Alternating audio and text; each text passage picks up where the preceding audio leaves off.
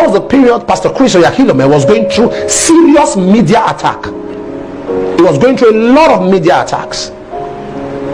And I sat in my hotel room. I was praying for him. I was just praying. I said, Lord, bring your servant out of this. This is about 22 years ago. I said, bring your servant. 98 or 99. I said, bring him out of this trouble. Bring him out of it. I was praying for him because I just felt this was not right.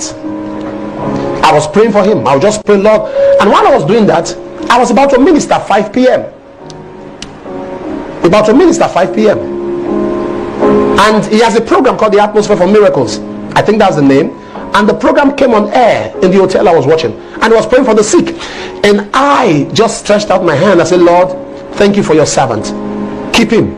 Protect him. Keep him. Preserve him. Help him not to be distracted. Increase his anointing after all this. That's what we should do for anointed people.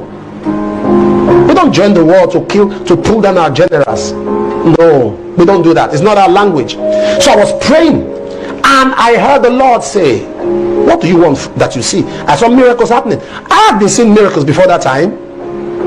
I've been seeing miracles, but not in that velocity, not as massive as that was. And I saw him praying for the sick. And I said, Lord, I connect to this same anointing. I was about to go minister. I connect to this same anointing. You see, not every man of God will be humble enough to tell you another man of God has affected his life. Some are so proud, so arrogant. Now, as I was doing that, I felt the presence of God. I was connecting via the airwaves, just the way you can connect now, or when you watch any of my meetings. I went to that program. As I was walking through the door, not one person could stand. I didn't say a word. I just walked past. Everybody was on the ground. Now, I'm not talking about 10, 20 people. I'm talking about 300-400. I had not said a word. Everybody. There was a glory that enveloped me.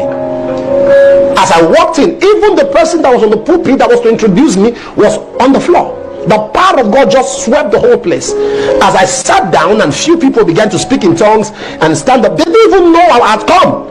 So you see, it was not about me. It was a glory I carried, because I connected to an anointed man. I saw cancers healed. I saw blind eyes open. I saw a woman who came with a child that was born deaf and dumb, hearing and speaking. There was no extra thing I did. I just connected.